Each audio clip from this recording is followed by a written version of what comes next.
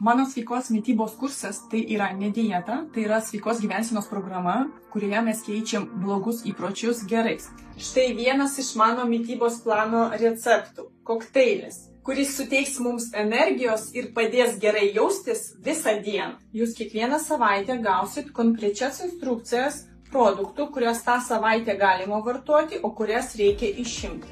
Svarbu, kad jūs per šitą laikotarpį gautumėt žinių, kad paskui tie įpročiai išliktų jūsų gyvenime.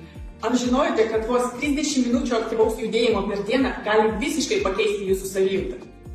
Sportas tai ne tik geresnė figūra, jis suteikia energijos, stiprina imunitetą, gerina miegą ir kelia nuotaiką.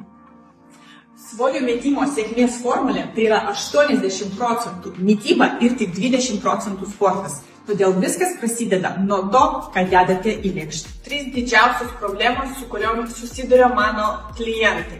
Saldumynų ištisas valgymas vakarais prieš miegą ir nepakankamas kiekis vandens. Mano mitybos kurse aš duodu visą informaciją, kodėl mums norisi tiek saldumynų valgyti, kodėl norisi valgyti vakarais ir kaip išmokti gerti vandenį. Mano kursas trunka 3,5 mėnesių. Visą informaciją apie kursą rasite apačioj aprašyme.